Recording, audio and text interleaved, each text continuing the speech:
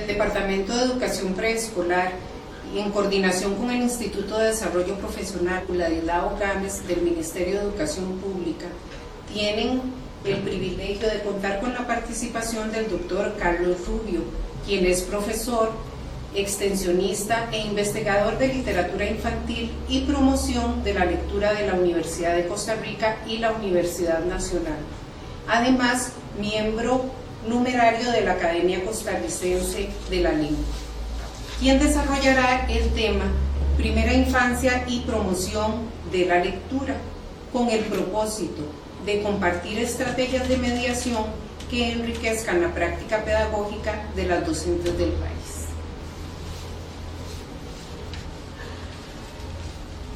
Había una vez una viejecita que tenía una huerta que era una delicia. ¡Ah!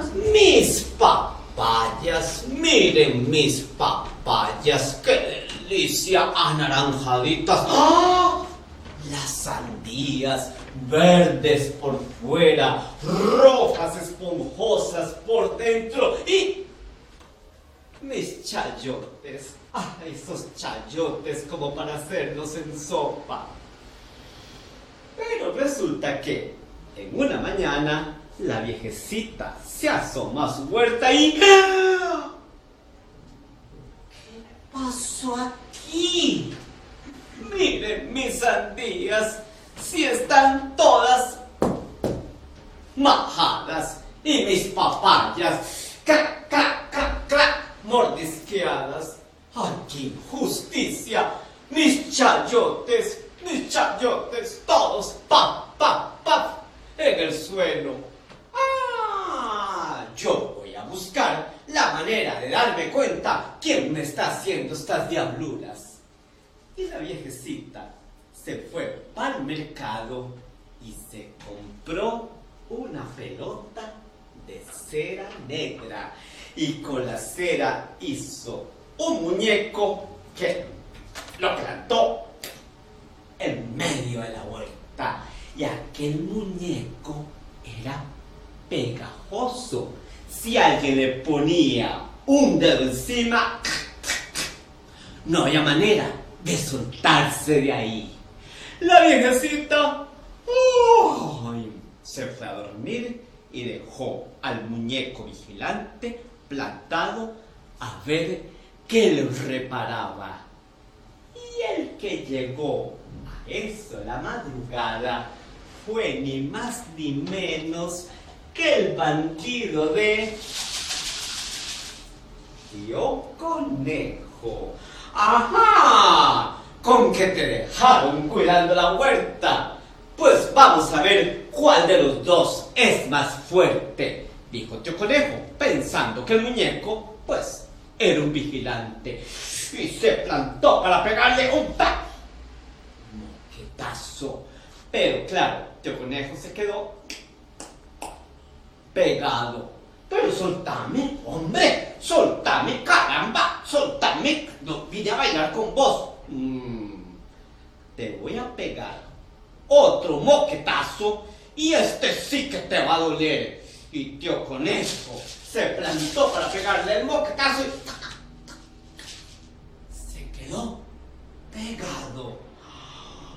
¡Ay, pero este muñeco no me suelta! Y así Tío Conejo se agarró con el muñeco hasta que aquel perdió la forma, y Tío Conejo quedó que no podía ni moverse. A eso del momento en que salió el sol, salió también la viejecita, que dijo: ¡ajá! Con que vos eras el que me estabas haciendo estas diabluras, pero vas a ver. Que agarró a Tío Conejo y lo metió dentro de un saco y lo dejó ahí bien guardado para que nada pudiera escaparse. Y la viejecita con la misma agregó: voy a irme al pozo a buscar agua, porque vas a ver lo que vamos a hacer con vos. Pongo esta agua a hervir, te la echo encima y te dejo pelado. Y la viejecita se fue al pozo a buscar agua. Y el conejo, metido dentro del saco, llamaba a voces: ¿quién me va a sacar de aquí? Yo, tan guapo, voy a quedar pelado. Y el que lo escuchó fue ni más ni menos que Tío Coyote. Y Tío Coyote se asomó por la ventana y lo llamó: ¡ay, hombre! ¿Qué estás haciendo metido dentro de ese saco? Déjame meterme en esta cocina, muchacho. ¿Qué estás haciendo ahí? Tío Conejo, ahí adentro del saco, le contó: Tío Coyote, ¿no ve qué desgracia? ¿No ve que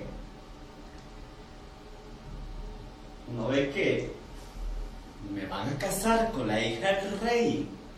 Y yo no quiero. ¿Cómo que te van a casar con la hija del rey, hombre?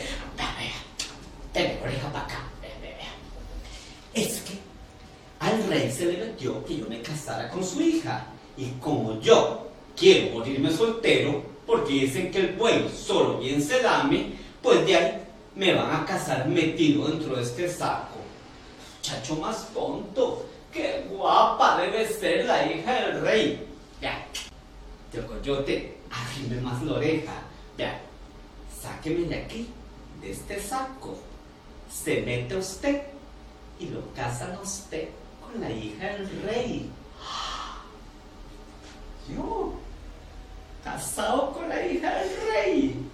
Bueno. Y Tío Coyote abrió el saco. Tío Conejo salió. Y Tío Coyote se metió dentro del saco. Y así quedó bien escondidito para que nadie lo viera. Tío Conejo, claro, se fue a esconder por ahí, detrás de un matorralillo. Y con la misma no tardó en regresar la viejecita, que dijo: traigo el agua, la pongo a hervir en la cocina y vamos a ver cuando ya esté caliente. Y niños, si el agua está hirviendo en la cocina, ¿nos acercamos? No, ¿verdad? Para nada. Así que cuidadito. Aquella agua estaba echando borbollones. A ver cómo suena. A ver, más rápido ahora todos. A ver, todos, ¿cómo suena? Y la viejecita agarró aquella agua, abrió el saco y ¡ay, lo que va viendo! Con que de conejo se volvió coyote. Pues toma pa' que te acordes. Y le echó toda el agua en la rabadilla. Y Tío Coyote salió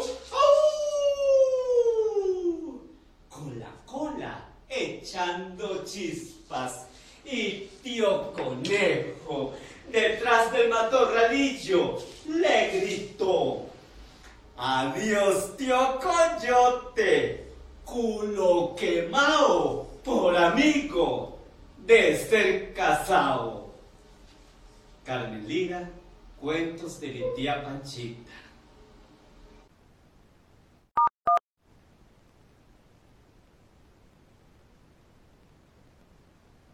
Reciban un cordial saludo. Conversaremos sobre primera infancia y promoción de la lectura. Primero que todo, definamos qué entendemos por promoción de la lectura. Tenemos que tener elementos fundamentales. Una persona lectora, que puede ser un niño o niña en primera infancia, pero debe entenderse que si no estamos haciendo promoción de lectura con niños, lo podemos hacer con jóvenes, adultos, personas adultas mayores. No hay una edad específica para hacer promoción de la lectura. También debemos tener un texto. El texto no necesariamente es un texto literario, como el que ustedes acaban de ver, un cuento o un poema. puede estar inscrito en una página de noticias, una valla publicitaria o perfectamente puede ser un afiche. El texto puede estar en múltiples soportes. Puede estar en un libro, como puede contenerse en un teléfono celular, una tableta electrónica o una computadora. Y lo que queremos lograr es una relación de goce entre el lector y el texto. Ahora bien, cuando hablamos de promoción de la lectura con textos literarios, debemos dejar claro un aspecto clave. El texto literario es una obra de arte. Lo que ustedes acaban de observar por medio de la narración de este cuento de Carmen Lira es una manifestación artística, así como sería mostrarles una pintura, una coreografía, una obra de teatro, una película. El texto literario es arte. Y como arte, ¿qué es? Lo que busca es el disfrute, el goce estético de la persona. Esto tiene que quedar muy claro entre nosotros, profesionales de la educación, porque en muchas ocasiones se busca el texto literario para fomentar o reafirmar aspectos del currículum, contenidos, valores, principios. No. Aquí lo que nos interesa es el disfrute de la persona, es el amor que pueda darse, y como texto literario que es, puede ser leído de múltiples formas. La reacción ante ese texto artístico, primero que todo, es afectiva. Como dice San Juan de la Cruz, yo no sé qué, que no puedo explicar. Esa sensación de que estoy ante algo bello y en el mejor de los casos, como lo menciona Kant, ante lo sublime, que me deja sin palabras. Por eso es que el texto literario no se puede explicar y no se puede racionalizar en un primer instante. Y en una fase posterior encontramos la respuesta racional, que es cuando el niño o la niña ya empiezan a inferir, empiezan a observar aspectos, y ahí eventualmente se pueden encontrar valores, moralejas y otros lineamientos que pueden descubrirse en el texto literario.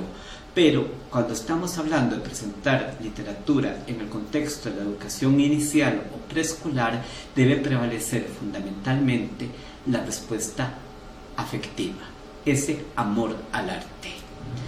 Por eso es que Daniel Goldin en México nos dice que la promoción de la lectura es un regalo radical, una muestra de confianza en el prójimo, y también un hecho importante, nos ofrece armas para ser diversos de nosotros mismos, porque nos ofrece una pluralidad de posiciones ante el mundo.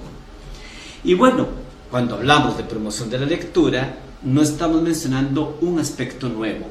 A mí siempre me gusta referirme a los hechos históricos para entender de dónde venimos, en qué contexto estamos y hacia dónde podemos dirigirnos.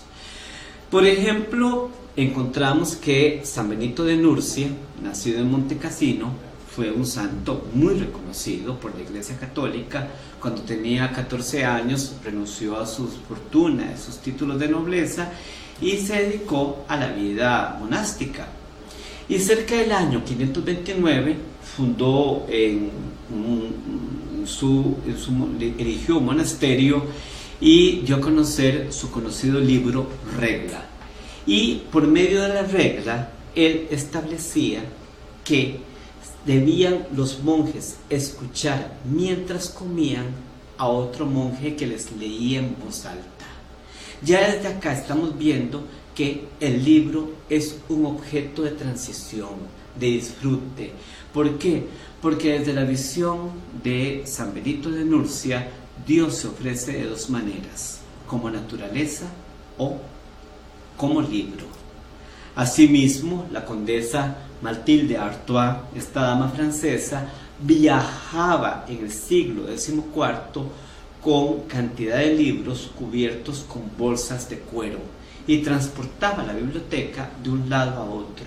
Esto ya nos da un principio fundamental.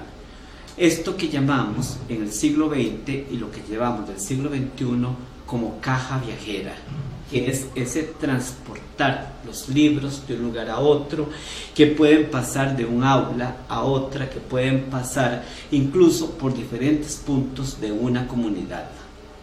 Y asimismo, Pierre Clerguin, habitante de Montilou, en el sur de Francia, en el siglo XV, acostumbró a la gente a leer alrededor de una hoguera. Y entonces encontramos que en aquel momento en que no había televisión, no había internet, lo que hacía la gente era disfrutar cuando alguien les leía en voz alta, como yo espero que ustedes hayan disfrutado el cuento de Tío Conejo y Tío Coyote que les narré hace unos instantes. Nos venimos para América Latina, específicamente para Cuba, y ahí encontramos en el siglo XIX, año 1865, a un cigarrero y poeta llamado Saturnino Martínez, quien tuvo la idea de publicar un periódico dedicado a artículos políticos, literarios y científicos. Pero ¿qué se encontró don Saturnino? Bueno, que en aquel momento en Cuba solamente el 15% de los trabajadores sabía leer. Así que empleó a alguna persona que se colocaba en estas tabaqueras para que leyera en voz alta desde un sitio que estaba además sobre la cabeza de los trabajadores, como se observa en esta fotografía, y les leyera mientras trabajaban. Entonces vean ustedes que también estas son acciones que podríamos considerar hoy día como promoción de lectura. Ahora, cuando hablamos de promoción de lectura, con respecto a una visión pedagógica fundamentada en la pedagogía crítica, encontramos, según nos lo plantea Hirschman, que es un derecho a las personas. No solamente el hecho de aprender a leer, estamos hablando de encontrar las llaves para entrar a ese mundo diverso del que nos hablaba Daniel Goldin. Así que promover la lectura no es un acto paternalista, no es un acto de caridad, sino es hacer valer un derecho que tenemos todos los seres humanos. Encontramos así mismo, desde la visión de Freire y Macedo, 4 niveles que vale la pena recalcar. Un primer nivel, que es usual en nuestro sistema educativo, llámese preescolar, escolar, secundaria o incluso universitario, que es el académico. Ahí encontramos que la persona estudiante busca la lectura para satisfacer necesidades y compromisos intelectuales, en otras palabras, para aprender. Pasamos a un siguiente nivel, que sería el utilitario, cuando leemos un texto para encontrarle su razón de ser, para satisfacer una utilidad inmediata, pero se está desprovisto del análisis crítico. Por ejemplo, cuando el médico le da a uno una posología para tomar una medicina, y bueno, uno no entiende cómo funciona esa medicina, cómo va a operar en el organismo, pero uno acríticamente hace caso y se la toma porque en el fondo sabe que es para el bien, ¿verdad?, que se va a buscar. Un tercer nivel, que es el romántico, cuando encontramos una realización jubilosa del yo, cuando observamos que la lectura puede servirnos para el disfrute, para el placer, para el goce. Cuando yo digo que llegamos a este tercer nivel, ya yo estoy contento. Si el estudiante disfrutó de la historia, disfrutó del poema, y eso lo hace soñar, encumbrarse, tener ese goce estético. Sin embargo, Freire y Macedo nos piden ir más allá, nos llevan a un nivel emancipador, por medio del cual la lectura nos lleva a buscar no solamente esa visión estética, sino que nos permite convertirnos en líderes progresistas y conscientes de nuestra cultura, y asimismo nos hace encontrarnos con una posibilidad de hallar esa diversidad ante el mundo. esa misma diversidad que citaba Daniel Goldin hace unos minutos. Ahora bien, como dice María Teresa Andrueto, premio Hans Christian Andersen de literatura infantil, el hecho de enseñar a leer y darle la posibilidad de leer a niños, a niñas, a las personas, es otorgarle una especie de nuevo sufragio universal. Es una especie de voz y voto, porque nos hace personas conscientes, nos hace personas críticas, nos hace personas creativas. Sin embargo, hay que hacer un llamamiento. Los libros literarios no tienen ningún sentido proselitista ni panfletario. Lo que evocan es la imaginación, la fantasía, el libre pensamiento. Y eso es lo que aquí se debe recalcar. Y ante todo, insisto, la maestra, el maestro en educación inicial debe buscar ese goce estético, ese placer. Ahora, ¿qué debemos hacer para fomentar la lectura en el aula? Pues muchísimas cosas. Aquí podríamos conversar largo rato haciendo señalamientos sobre qué debemos considerar para promover la lectura y qué se debe hacer. Pero yo señalo aquí dos aspectos fundamentales. Primero que todo, los maestros y las maestras debemos modelar como lectores delante de nuestros estudiantes. En otras palabras, nosotros mismos tenemos que ser personas lectoras. No hay otra. Si no amamos la lectura, es prácticamente imposible que podamos fomentar ese gozo por la lectura en los demás. Ahora, ¿qué leemos nosotros como maestros y maestras? Lo que queramos. Si ustedes quieren leer historia, pues leemos historia. Si quieren leer literatura, novela, cuento, poesía, pues está bien.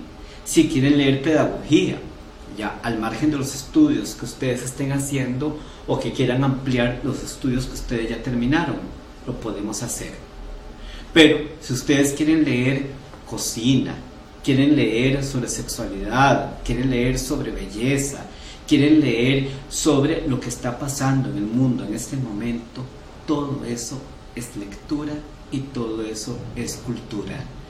En otras palabras, un educador en el siglo XXI tiene que ser un lector constante. Leer el libro físico, leer en la internet, leer en la tableta, leer en el celular, pero leer. Eso es lo importante. Así que ese es como el punto clave que aquí tenemos que manejar, ¿verdad? Antes de hacer promoción de la lectura, tenemos que fijarnos cómo estamos nosotros mismos como personas lectoras. Ya asumiéndonos como lectores, tenemos que ofrecer un espacio de bibliodiversidad. La palabra bibliodiversidad no existe como tal y empezó a utilizarse en España hace un par de décadas, más que todo en el campo del mercado del libro. Sin embargo, al analizar su composición, bueno, biblio significa libro, ¿verdad? Diversidad, encontramos diversidad de libros. Así que entonces estamos hablando de ofrecerle en la institución educativa y en la casa, en el mejor de los casos, pero aquí nosotros estamos hablando entre profesionales, así que estamos hablando de la institución educativa, que esa institución ofrezca la mayor cantidad, la mayor calidad posible y la mayor diversidad posible de textos literarios a la niña y al niño. ¿Para qué? Para no decirle a esa persona menor, este es el libro que usted tiene que leer por obligación, sino más bien que se encuentre rodeado y rodeada de libros y sea el libro que encuentra la persona y la persona que encuentra el libro. Por eso yo lo veo en dos sentidos. Es el niño el que selecciona sus libros, pero también el libro selecciona sus lectores. Y ahí está. Claro, este es un punto polémico. Tampoco significa darle a un niño de educación inicial cualquier libro. nosotros como profesionales y el Estado como tal tiene toda la posibilidad de establecer lo que llamamos en literatura un corpus, una lista de libros que consideramos que tienen los requisitos fundamentales por su calidad en escritura, en ilustración, en diseño gráfico, por los valores eventuales, pero quiero hacer recalcar, el libro literario no tiene que dar énfasis a la parte de valores, es el goce estético, pero también no perdamos de vista, la estética en sí es un valor, pero lo estético es lo que tiene que prevalecer aquí. Entonces, con base en esa lista, nosotros podemos encontrar esta diversidad tan amplia de libros, como dentro de un momentito vamos a observar una muestra de libros que traje para que ustedes vean cómo podría organizarse esta bibliodiversidad dentro del aula. Y asimismo hacemos eco de las palabras que Jorge Luis Borges utilizó en una de sus conferencias del libro 7 noches. La lectura obligatoria es absurda, tanto valdría hablar de felicidad obligatoria. O bien, como lo invoca Daniel Pennac en Francia, el verbo leer no tolera imperativos. Se parece en ese sentido al verbo soñar. Nadie nos puede imponer qué vamos a soñar esta noche, como tampoco nadie nos debería imponer qué vamos a leer en estos días y qué vamos a leer en la vida. Así que vamos a ver dos aspectos fundamentales: promoción y animación de la lectura. Cuando estamos hablando de promoción, estamos hablando de un aspecto macro que engloba toda una comunidad, que puede ser un kinder, puede ser una escuela, puede ser un barrio, puede ser un circuito del Ministerio de Educación Pública, o podría ser, en el mejor de los casos, un proyecto país, como dicen ahora. Implica una voluntad política, administrativa y docente. Y lo que busca es que todas las personas de la comunidad lean. Lo ideal sería que en el kinder no solamente los niños y las niñas lean, como muchas veces pasa. Agarre usted el libro y la maestra se pone a hacer otra cosa. No. Aquí es fundamental, es clave que la maestra se siente con los niños y les diga: bueno, yo leí este libro, aquí está este, mira, ¿a vos te gusta piratas? Aquí está este libro de piratas. ¿A vos te gustan las historias de amor? Aquí está este cuento de amor. ¿A vos de animales? Bueno, aquí está esta historia de animales. ¿Por qué se puede hacer esto? Porque en este caso, la persona docente conoce el corpus con que está trabajando. Si ve un puño de libros por ahí y no los conoce, esto no se puede hacer. Todo esto puede venir por la voluntad política, y en el mejor de los casos que tengamos no solamente docentes y niños que lean, sino también directoras de instituciones educativas que lean. Pero no solamente eso, estamos hablando de madres y padres que lean, estamos hablando de personal de la cocina que también lea, de personal de seguridad del kinder que también lea. En otras palabras, la promoción busca esa unión de esa comunidad de personas lectoras. La imagen que ustedes observan ahí para mí es significativa y me voy a permitir explicarla. Para mí es una de las más hermosas y un logro medular para nosotros en la Universidad de Costa Rica y la Universidad Nacional, porque es el Rincón de Cuentos, una biblioteca especializada en literatura infantil que logramos crear en la escuela CPQ2 en Alta Talamanca.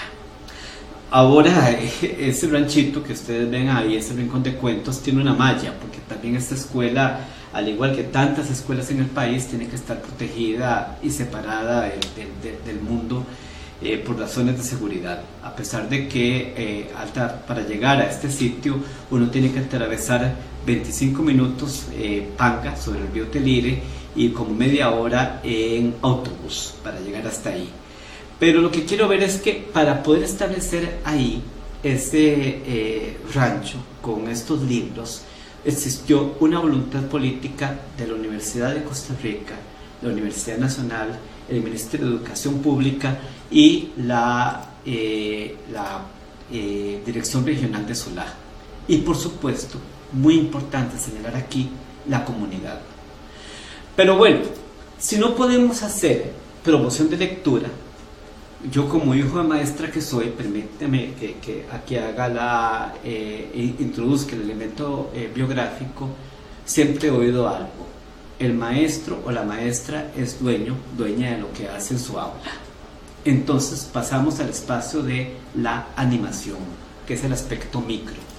Si no encontramos un director o una directora que encuentre que promover la lectura es un aspecto clave de su gestión, si no encontramos el apoyo de la comunidad, si no encontramos el apoyo de una dirección regional, eventualmente pues hacemos animación, que ya es el trabajo micro que realizamos en el aula. Puede ser en el aula, en la biblioteca, cuando la institución tiene biblioteca, que no es el caso de las instituciones de educación preescolar, que por lo menos de la mayoría, o si se está trabajando en la comunidad, la animación puede hacerse en un espacio como una casa de la cultura, hasta en un garaje de una casa, que uno pueda colocar ahí una serie de libros, un espacio techado, un kiosco, cualquier lugar, un toldo que se coloque, y ahí la gente llega a leer. Es ese acto específico, pequeño, pero el de la animación es el clave. ¿Por qué? Porque la promoción involucra la animación. Si yo no puedo hacer promoción, puedo hacer animación. Y ahí ese es el acto que va a permear, que va a tener un efecto en la persona.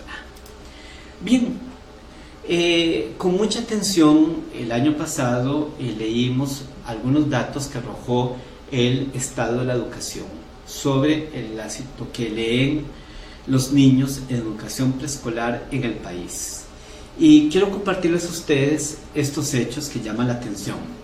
En el estudio cuantitativo, cuando se le preguntó a las maestras de educación preescolar si leían en voz alta, un 95% de las personas dijeron que lo hacían diariamente, un 4% que lo hacían una o dos veces por semana y un 1% una vez al mes.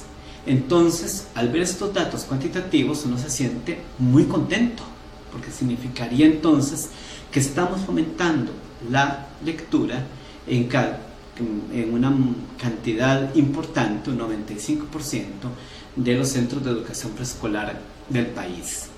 Sin embargo, se tomó una muestra de 184 personas participantes, a las que se lo observó directamente y se hizo un estudio más de carácter cualitativo. Y ahí se observó que el 63% de las personas nunca hizo esa lectura en voz alta y que solamente lo hizo un 37%. O sea, los datos aquí nos cambiaron de un 95% cuando se le preguntó a la gente, y de alguna manera se podía buscar una respuesta social deseable, y un 37% cuando ya se observaron a las personas directamente en su lugar de trabajo. Esto lo digo también como maestro que soy, llama profundamente la atención, porque significaría que tenemos que trabajar más la promoción de lectura, que esto es un elemento clave y que definitivamente, si no lo fomentamos en la primera infancia de una manera integrada, clara, diáfana, difícilmente vamos a formar personas lectoras que gocen de este acto definitivamente fundamental para convivir en el siglo XXI en la educación primaria, secundaria y en la vida adulta.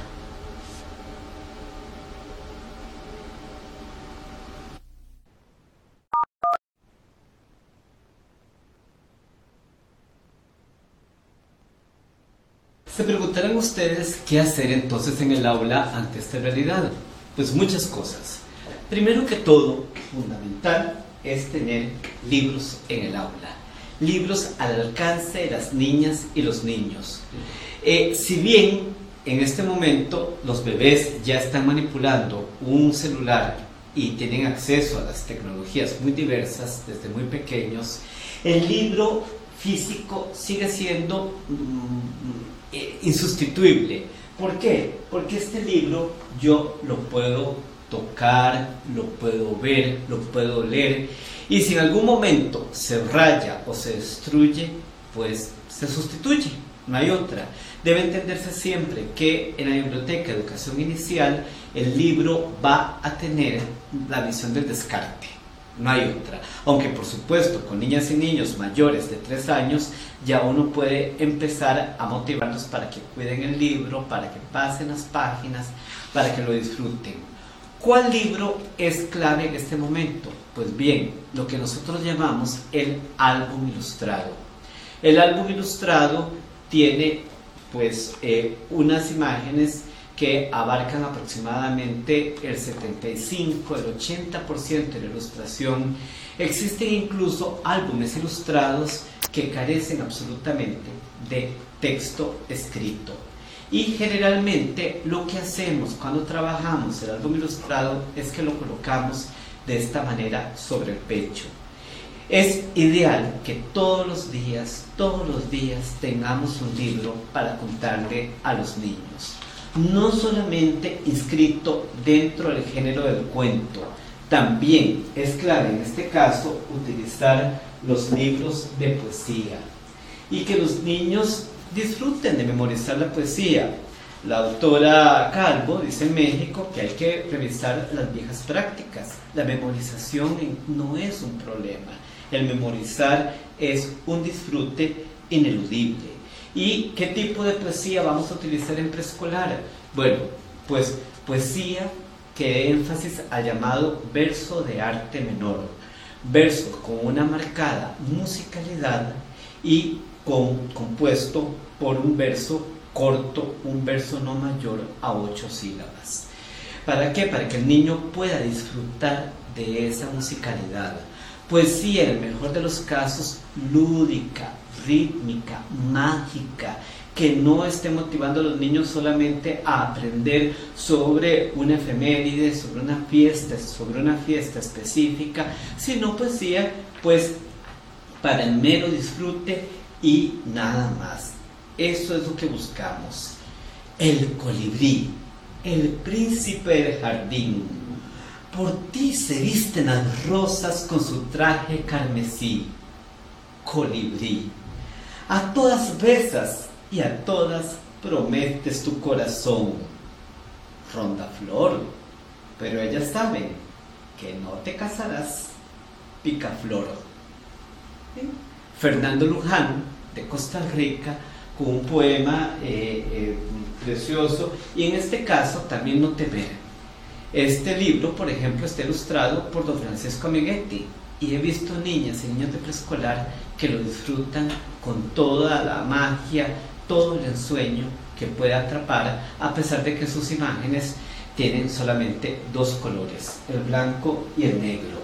Por supuesto, podemos ya en un momento de kinder, ya para los más avanzados, la transición que se da hacia la educación primaria, empezar con los llamados cuentos de hadas, que eso merita otra conversación, pero los cuentos de hadas siguen siendo claves, siguen siendo fundamentales, siguen siendo puentes hacia ese mundo mágico que nos motiva a pasar al mundo adulto. Ahora, ¿solamente libros? No. Encontramos otro espacio riquísimo en el folclore, lo que son los juegos. Muchas veces uno entra a una clase de educación preescolar y encuentra que los libros están apiñados en un rinconcillo, son los mismos, que no varían desde febrero hasta diciembre, que los niños se van, y ya los niños a mediados de año no los vuelven a ver porque están cansados de estar encontrándose con lo mismo.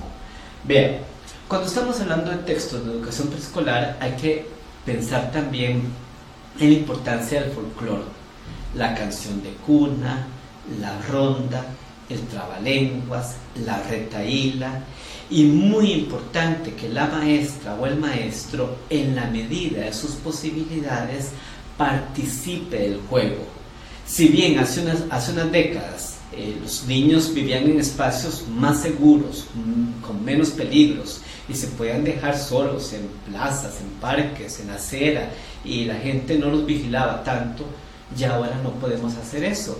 Y nos encontramos con niños y niñas que la mayor parte del tiempo pasan entre rejas, ya sea en la casa o en la institución educativa, y muchas veces pues entreteniéndose con la televisión, el videojuego o el celular que le dan, ¿verdad? Porque ya el niño tiene a veces su propio celular desde que está muy pequeño, o el que le prestan sus padres o las personas que lo cuidan. No, con el niño hay que jugar, en la medida de las posibilidades, exponerse al sol, a la tierra, al barro, a jugar ese arroz con leche, lirón, ahí vienen los moros, la pájara pinta, todo eso. ¿Por qué? Porque todas esas expresiones anónimas, folclóricas, también forman parte de los discursos de la llamada literatura infantil. Así que un día se puede contar un cuento, otro día se puede recitar un poema, otro día podemos salir a jugar al patio, otro día leemos un cuento y al día siguiente vemos una versión cinematográfica de ese cuento. Todo eso contribuye hacia ese goce estético, ¿verdad? Esta es como la parte clave, ¿verdad? Pues bien, ahora, muy importante que los niños puedan disfrutar de hacer sus propios textos. Esto es un punto también lindísimo, porque en este momento estamos hablando de la llamada literacidad, que consiste a grandes rasgos en que la persona pueda no solamente leer, sino componer su texto tomando en cuenta su propia cultura, su contexto, validándose a sí mismo y validando el medio en el que vive. Para mover esa literacidad podemos encontrar diversos recursos. Por ejemplo, esto es elaborado por una empresa, pero perfectamente se puede hacer a mano, se puede imprimir imágenes bajadas del internet. Entonces encontramos que se puede imprimir un escenario, se utilizan figuritas como estas para que los niños vayan construyendo las imágenes del cuento, la encontramos acá, y así, cuando ya se ha compuesto el escenario, encontramos que los niños escriben. Ahora se preguntarán ustedes, ¿cómo van a escribir en preescolar si todavía no han accesado formalmente a lo que llamamos ese campo, la lectura y la escritura? Bueno, aquí es a donde encontramos. El niño expresa su texto por medio de la oralidad, y en la medida de las posibilidades, la persona adulta toma nota y le lee al niño lo que el niño dijo. Ustedes dirán, bueno, con muchos niños, ¿cómo hago yo en el aula? ¿Cómo puedo estar haciendo? Porque tengo que atender a varios al mismo tiempo. Bueno, nosotros en la Universidad de Costa Rica, en la Universidad Nacional, lo hemos utilizado de estas maneras. Armamos grupitos, colocamos niños trabajando en diferentes áreas del aula y vamos a armar el texto, vamos a elaborar el texto, a escribirlo con unos hoy, con otros mañana, con otros otro día, y así vamos armando los textos. La maestra o el maestro se sientan aquí, toman nota de lo que dicen los niños, ¿verdad? Y se lo leen en voz alta a todo el grupo. Y si se puede,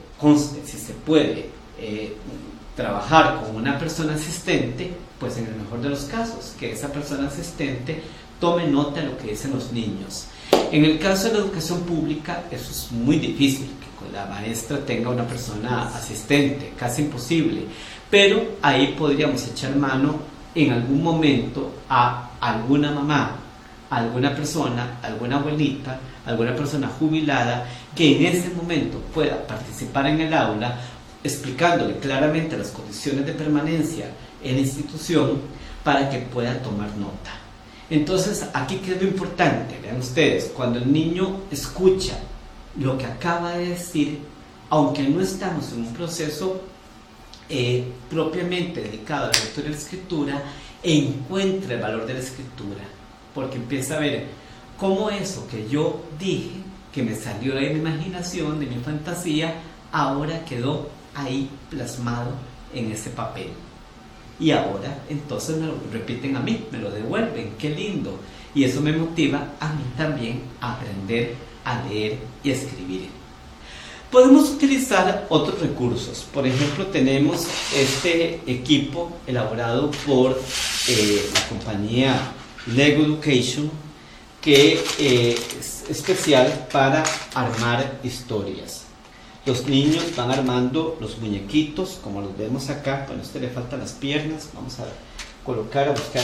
Aquí tengo un armadito.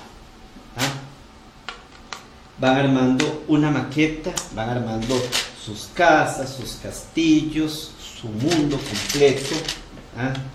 Y cuando ya tienen armada la historia, ¿verdad? Tienen armado el escenario, proceden a contar lo que pasa acá, de una manera semejante. De hecho, los representantes de esta compañía insisten en que se tome nota a mano de lo que aquí se dice, que no se utilice la imagen, no se utilice la tecnología que hoy en día se acostumbra, ¿verdad? Sino que el niño vea ese valor que tiene el escribir.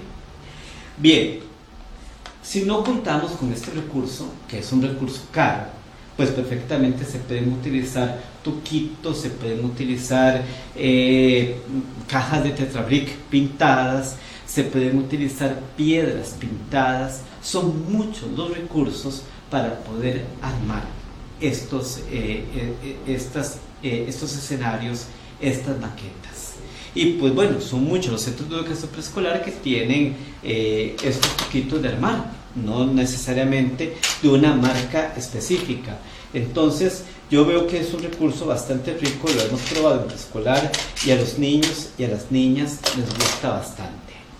Tenemos, bueno, él es Pepe, él es personaje de promoción en la lectura de nuestro proyecto Rincón de Cuentos de la Universidad de Costa Rica, y lo usamos para animar la lectura. Él generalmente sostiene un libro aquí en sus brazos y lo utilizamos para motivar a leer. Ahora, si no tenemos un recurso como el de Pepe, que es un muñeco elaborado por un titiritero profesional, en este caso don Fernando Thiel, podemos animar ese espacio dedicado a la promoción de la lectura con una caja de un electrodoméstico que consigamos, debidamente decorada, pintada con pintura acrílica, una pintura que sea económica, y de tal manera que el niño tenga acceso a ese mundo, ¿verdad?, mágico. En el mejor de los casos, con un pedazo de alfombra. No tiene que ser una alfombra tampoco de marca, un pedazo de alfombra, y que el niño pueda ahí quitarse los zapatos, agarrar el libro y tumbarse a leer. Si tenemos almohadones, ni hablar. ¿Por qué? Porque la lectura es, ante todo, es recreación, es magia, es ensueño, es disfrute. No perdamos eso de vista. Y si usted, estimado colega, maestra, maestro, se quita los zapatos también y se mete en esa alfombra y se pone a leer con los niños, usted no sabe la maravilla que está causando en la vida de esas personas. Hágalo, disfrute ese momento, y va a ser memorable. También encontramos la máquina de cuentos. Este es un aporte brindado por el pedagogo francés Jean-Marie Gillig desde la visión de la reeducación. La reeducación es una corriente francesa, desde la década del 60, ya tiene su tiempo, no ha permeado mucho acá en América Latina, y trata de integrar el psicoanálisis con la práctica educativa. Aplicar la reeducación como tal es difícil porque implica que la maestra o el maestro debe ser psicoanalista. Sin embargo, podemos rescatar algunos elementos y llevarlas a la aula regular. Por ejemplo, la máquina de cuentos. Y a nosotros nos ha servido mucho. Esta máquina la hicimos como un mueblecito de madera, pero se puede también crear con cartulina, crear con otros recursos más baratos. Tenemos así. La máquina de Gillig tiene 7 ruletas, ¿verdad? Y no tiene imágenes, tiene palabras. Acá nosotros le hicimos una adaptación, específicamente la estudiante en ese momento, ahora es profesional en educación preescolar, Nancy Muñoz de la Universidad de Costa Rica, cuando hacía su trabajo como universitario en la Universidad de Costa Rica. Vamos a armar el cuento. Entonces vamos a buscar el personaje principal. Damos vuelta de ruleta y el personaje principal va a ser, en este caso, un monstruo de 4 ojos. Ese personaje principal va a tener un mejor amigo que va a ser, en este caso, un buitre. El lugar en el que se va a desarrollar el cuento va a ser un volcán. El villano, porque todo cuento tiene que tener un antagonista para que el monstruo y el buitre se puedan enfrentar a alguien en ese volcán, ¿verdad? El lugar, ya le di vuelta al lugar. Estábamos en el volcán. El villano va a ser, en este caso, la muerte. Y el objeto mágico para defenderse de la muerte va a ser, en este caso, un regalo. Queda aquí al lado del regalo. Un regalo mágico. Entonces, tomemos nota de todo el texto maravilloso que podemos crear acá. Podemos utilizar otros recursos. Por ejemplo, el kamishibai. Kamishibai es una técnica japonesa y significa, en esa lengua, teatro de papel. El kamishibai se utiliza generalmente en una caja de madera que se llama butai. Butai significa escenario en japonés y está compuesta por láminas que se van pasando de esta manera y van montados sobre el butai. Ahora bien, si nosotros no tenemos un butai, ustedes dirán, bueno, ya hacer esta cajita de madera es un poco más complejo. Sobre kamishibai, con K, kamishibai, ustedes pueden encontrar muchísima información en internet. Si no tenemos el butai, podemos utilizar las imágenes del kamishibai de una manera semejante a cómo trabajamos el álbum ilustrado, como explicábamos, colocándolo sobre el pecho. Y este es el caso de un cuento africano que fue impreso por la editorial Ecaré de Chile, principalmente para ser utilizado con primera infancia, que se llama El Sol, la Luna y el Agua. Y el texto del cuento está detrás para que lo podamos leer. Y así nos dice: el sol, la luna y el agua. Hoy en el pequeño teatro de papel les presentamos El Sol, la Luna y el Agua, un cuento africano ilustrado por Ángeles Vargas. Hace mucho tiempo, cuando los animales hablaban y las cosas de este mundo no eran como son hoy, el sol y la luna vivían en la tierra. Todas las tardes el sol y la luna iban a jugar a la casa del agua. Pero el agua no iba nunca a la casa del sol y la luna. ¿Por qué? ¿Por qué nunca vas a jugar a nuestra casa?, le preguntó un día el sol. Y el agua le contestó: porque yo tengo parientes que son muchos. Mi familia es muy grande y a donde yo voy van todos ellos. Entonces el sol les dijo: pues voy a agrandar mi casa para que todos quepan. Muy bien, dijo el agua. El sol se puso a trabajar. Le hizo un segundo piso a su casa y le preguntó a la luna: ¿estará bien así? Y la luna cantó: no, el agua no va a caber, más grande tiene que ser.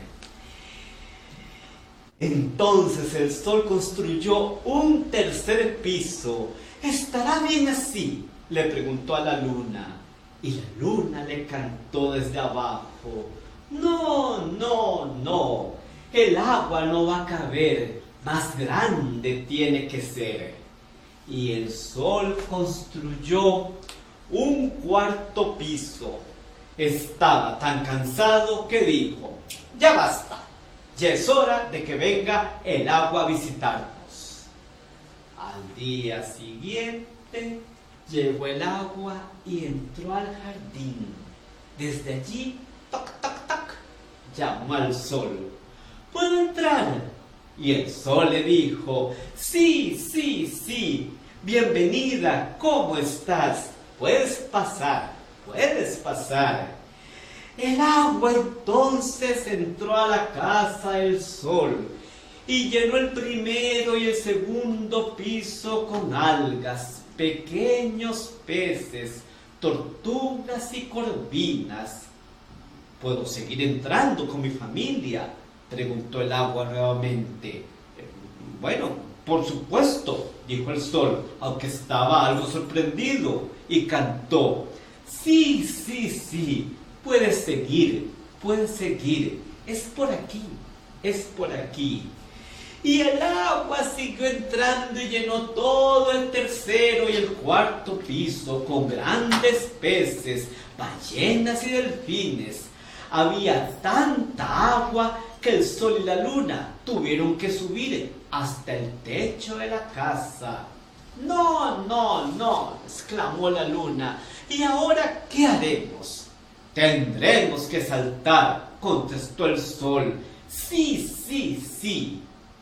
Y el sol y la luna dieron un tremendo salto tan grande que los llevó hasta el mismo cielo.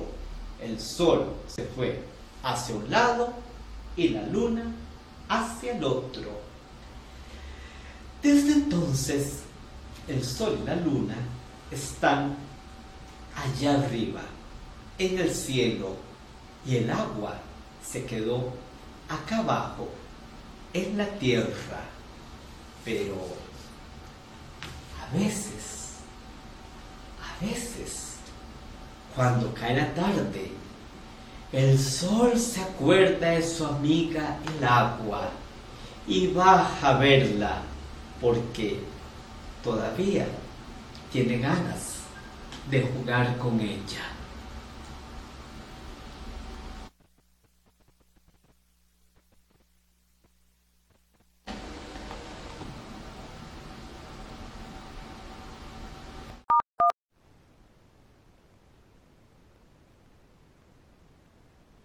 Estas y muchas estrategias más podemos utilizar. Por ejemplo, organizar un desfile de modas fundamentado en texto literario. Los vestidos pueden ser de papel o pueden ser con ropa comprada en esas tiendas de ropa usada que son tan comunes ahora en Costa Rica. Convertir el aula en un museo del texto literario. Esto les gusta mucho a los niños. Por ejemplo, pensemos en un cuento de hadas conocido y ahí en el aula puede estar el zapatito de la Cenicienta, puede estar la olla que utilizaba Cenicienta para cocinar, puede estar la varita mágica que utilizó la hada madrina y por supuesto estamos utilizando materiales, recursos que están en el medio y no necesariamente tienen que ser comprados. Diseñar una nueva portada para el libro, con los dibujos por supuesto de las niñas y los niños. Un festival de cocina según el texto. Esto es muy lindo si el texto permite porque le da a los niños la posibilidad de comer, ¿verdad?, y disfrutar como si fuera una fiesta. Crear una maqueta para el texto con elementos como cartón y otros recursos que pueden ser desechables, que pueden ser para reutilizar. O bien estamos hablando de organizar la visita de un autor o un ilustrador. Muy importante esto, vean, si un autor o un ilustrador visita la institución educativa, antes de la visita, los niños y las niñas tienen que conocer algún libro, algún texto de ese autor o ese ilustrador, porque si no la visita no tiene ningún sentido. Crear semanas de lectura, por ejemplo, a nosotros en nuestro proyecto de acción social, El Rincón de Cuentos, Nos han pedido los niños que hagamos semanas de terror, de miedo, semanas de princesas, semanas de animales, semanas de leyendas. Y esto es muy lindo porque pasamos un tiempo con una visión monotemática y eso a ellos les encanta. Y se disfrazan y juegan y se decora el aula con todos sus elementos o simplemente leer. Eso es muy importante. Materiales que podemos utilizar. Muchísimos. Por ejemplo, este libro que escribimos la señora Nuria Méndez, Mamá en Horarias, y yo, está disponible en muchas bibliotecas de centros educativos o bien se puede bajar de manera gratuita en internet. Se llama La literatura para niñas y niños de la didáctica a la fantasía, publicado por la Coordinación Educativa y Cultural Centroamericana, SECSICA. Así que acá encuentran un recurso muy valioso y absolutamente gratuito. También la editorial Costa Rica ha publicado 2 revistas gratuitas, Pórtico 21. La edición física la distribuyen hasta que esta revista se agote, pero queda la edición digital. Y la revista del año pasado, la número 7, se dedicó al tema de la promoción de la lectura en la primera infancia y diferentes personas escribimos en ella. Así que queda este disfrute, este placer para, por ejemplo, decir con don Carlos Luis Sáenz, poeta costarricense: la zapa estaba haciendo al sapito unos calzones. Ay, marido, qué congojas las que pasamos los pobres.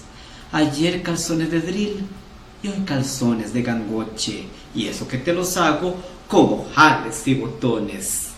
La zapa que se descuida y el sapo que se los pone.